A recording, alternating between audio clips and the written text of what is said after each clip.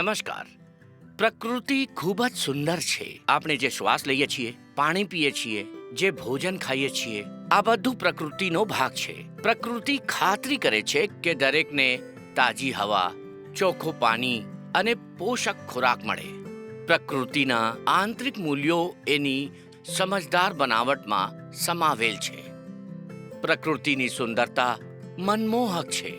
આ સિવાય પ્રકૃતિ આપણને દરેક ક્ષણ પ્રેરિત કરે છે. પ્રકૃતિ આપણી સાથે વાત કરે છે અને સુખ આપે છે. હવામાં ક્યાંક એક વાર્તા છે. હવાના જોકોમાં એક શ્વાસ, ચકલીઓ અને પક્ષીઓનો ચીચી કરવું, પતંગીઓનો દૃશ્ય, ઝાડની શાખાઓનો ઝૂલવું, ફૂલોની સુગંધ, ખીણની લીલોતરી, મોજોનો સમુદ્રથી અથડવું, નદીનો વહેવાનો અવાજ, અને એવી રીતે પ્રકૃતિના દરેક કણમાં એક વાર્તા છે. હવામાનનો ફેરફાર શીખડાવે છે કે ફેરફાર ખૂબ જ જરૂરી છે. જેવી રીતે ઈંડામાંથી બહાર આવતો પક્ષી બધા અવરોધોને તોડીને આગળ વધવાનું શીખવાડે છે, તેવી રીતે જ વાદળની ગર્જના અને વીજળીનું ચમકવું આપણને શક્તિ આપે છે. આ સિવાય પ્રકૃતિ બધા જવાબોનો હળોનો ખજાનો છે જે આપણે શોધી રહ્યા છીએ. હવે જ્યારે આપણે જાણીએ છીએ કે પ્રકૃતિ કેટલી મૂલ્યવાન છે, એ આપણને બિનશરતી ઘણું બધું આપે છે. આ આપણને પ્રકૃતિ સાથે વધારે જોડે છે. પ્રકૃતિ મોટી દાતા છે. એ આપણને બિનશરતી ઘણું બધું આપે છે, પણ આપણે કોઈ પણ રીતે એની રક્ષા નથી કરી રહ્યા છીએ.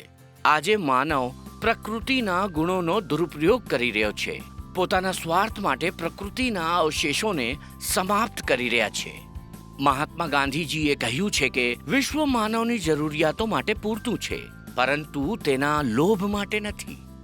પ્રકૃતિનું રક્ષણ કરવું આપણી જરૂરિયાત છે. પ્રકૃતિનું રક્ષણ કરવું પડશે અને આપણને એવું કરવું જ જોઈએ. કેટલાક નેતાઓ અને પર્યાવરણવાદીઓને જોઈએ કે તે દિન પ્રતિદિન વિશ્વના લોકોને પ્રકૃતિનો મૂલ્ય સમજાવવાનું અનુરોધ કરે. માં પ્રકૃતિની રક્ષા કરવાની પ્રેરણા આ જ લોકોથી મળે છે જે લોકોએ પ્રકૃતિ પ્રત્યે નિસ્વાર્થ પ્રેમ દર્શાવ્યો છે અને તે માટે મૃત્યુ પામ્યા છે.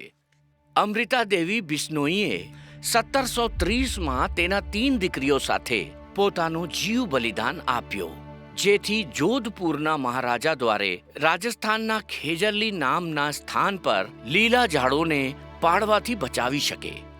તેને કહ્યું કે પોતાનો જીવ આપીને પણ તે આ ઝાડોને પડવાથી બચાવી લેશે. આ ઘટનામાં 363થી પણ વધારે બિશ્નોઈએ પોતાના જીવ ગુમાવ્યો છે. આ ઘટના ભારતીય ઇતિહાસમાં ખેજરી આંદોલન તરીકે જાણીતી છે. તેઓના બલિદાનને મહત્વ આપીને રાજસ્થાન સરકારે અને મધ્યપ્રદેશ વન વિભાગે શરૂ કર્યું છે પ્રતિષ્ઠિત રાજ્ય કક્ષાના અમૃતા દેવી બિશ્નોઈ સ્મૃતિ એવોર્ડ. તેમના બહુમૂલ્ય યોગદાન માટે, વનજીવનની સુરક્ષા અને સંરક્ષણમાં નોંધપાત્ર યોગદાન માટે.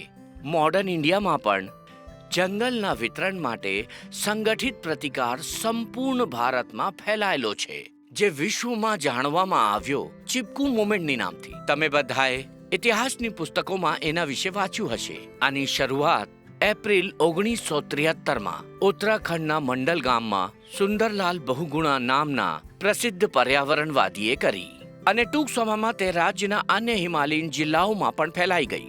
ચીપકુ આંદોલનના કારણે સરકારે નિર્ણય લીધો કે જંગલોને રમત ઉદ્યોગને સોંપવામાં આવશે. તે સમયના આંદોલનકર્તાએ ઝાડોને આલિંગન કરીને તે લોકોએ અધિકારીઓને ઝાડોને કાપવાથી રોક્યા. ત્યારથી વિભિન્ન વ્યક્તિ, સંગઠન અને સમુદાય માત્ર પ્રકૃતિની રક્ષા માટે આગળ વધીને ભાગ લીધો. હવે આ અમારો વારો છે, તમારો વારો છે મદદ કરવાની, જેટલી તમે કરી શકો. પ્રકૃતિએ આપણને ઘણું બધું આપ્યું છે. હવે આપણને તેને પાછું આપવું છે.